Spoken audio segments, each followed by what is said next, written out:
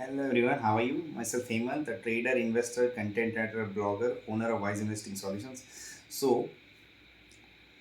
आज मैं आपके सामने कुछ इम्पोर्टेंट इन्फॉर्मेशन लेके आया हूँ जिसकी वजह से आपको उस सेक्टर से बेनिफिट हो सकता है।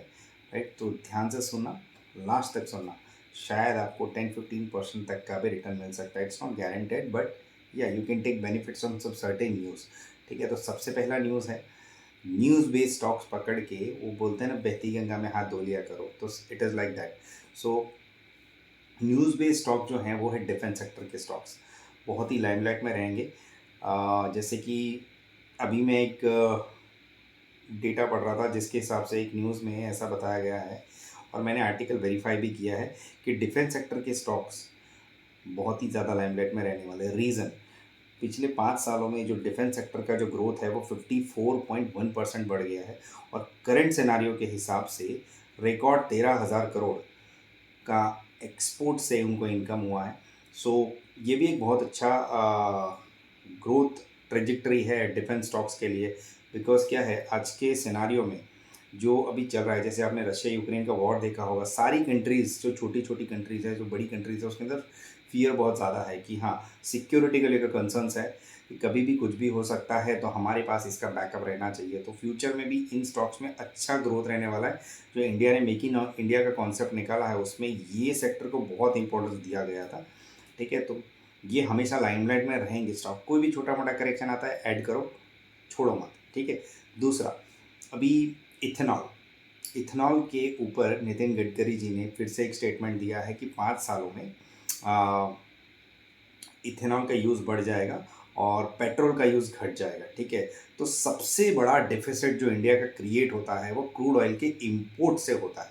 सो अगर क्रूड ऑयल का हमारा इंपोर्ट कम करना है तो इथेनॉल का यूज़ बढ़ाना पड़ेगा।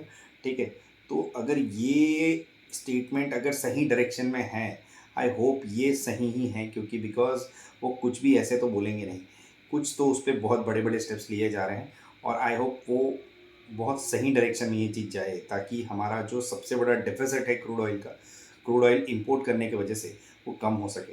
ठीक है, तो करेंटली हम सबसे ज़्यादा एक्सपोर्ट अगर इंडिया में करते हैं तो क्रूड ही करते हैं।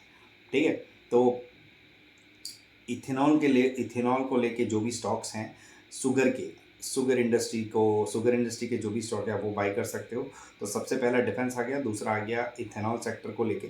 तो इथेनॉल को लेके तो शुगर के स्टॉक्स आप बाई कर सकते हो। शुगर के स्टॉक्स आपको पता होगा, कहीं भी सर्च करोगे आपको मिल जाएगा। तो अगर मैं आपको सजेस्ट करूँ तो मेरे लिए एक रेणुका शुगर है, प्राज है, अवध शुगर है। ठीक है, बहुत सारे शुगर स्टॉक्स हैं, पर हाँ, कुछ देख के इन्वेस्ट करो आप उसमें जिसका ईपीएस अच्छा हो, बैलेंस शीट अच्छी हो, लाइबिलिटीज़ कम हो, ऐसे स्टॉक्स लो। ठीक है, दूसरा है डिफेंस सेक्टर में, डिफेंस सेक्टर के बारे में बताया, सेम चीज़ आपको वहाँ भी देखनी है। डेब्ट टू इक्विटी रेशियो भी देखना आप लोग। और इसके बाद जो है मोमेंटम के हिसाब से, न्यूज़ के नहीं, मोमेंटम के हिसाब से जो कुछ स्टॉक्स हैं मेरे लिए और आपके लिए भी हैं, तो बैंकिंग सेक्टर में भी मुझे थोड़ा अच्छा खासा अप ट्रेंड दिख रहा है। तो नियर बाय 1-2 महीने के लिए आप बैंकिंग सेक्टर के स्टॉक्स ले सकते हो, जब तक सब माहौल ठीक ठाक है।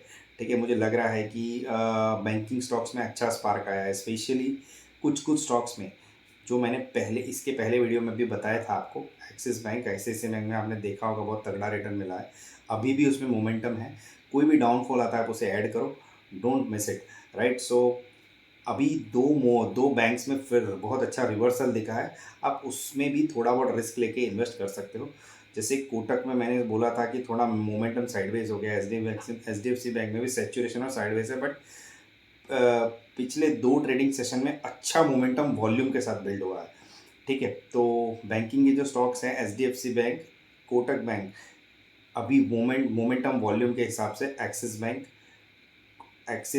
ICIC bank, Kotak bank, HDFC bank, IndusInd को आप अभी भी अवॉइड करो, फेडरल को आप अभी भी अवॉइड करो। एसबीआई बैंक का मोमेंटम मेरे बोलने के बाद लगभग 30-31 रुपये का फ़र्क पड़ गया है उसके अंदर। ठीक है, तो ये सारे स्टॉक्स मोमेंटम के हिसाब से हैं। मैंने कुछ चार्ट्स भी शेयर किए थे मोमेंटम के हिसाब से, किसी में ट्रिपल ट्रिपल बॉटम है, किसी में डबल बॉटम है, किसी में आरएसआई ने अच्छा सपोर्ट दिया है, वॉल्यूम ने अच्छा सपोर्ट दिया है। तो ये सारे छोटे मोटे पैरामीटर्स हैं जिसके हिसाब से मुझे लग रहा है कि एक अच्छा मोमेंटम मिलेगा ये सारे स्टॉक्स में, तो कोई भी डीप आता है इनको बाय करो। तो आज के लिए इतना ही। चलो, thank you very much. Keep investing, keep learning and keep educating others as well. Take care, good night, bye bye, see या।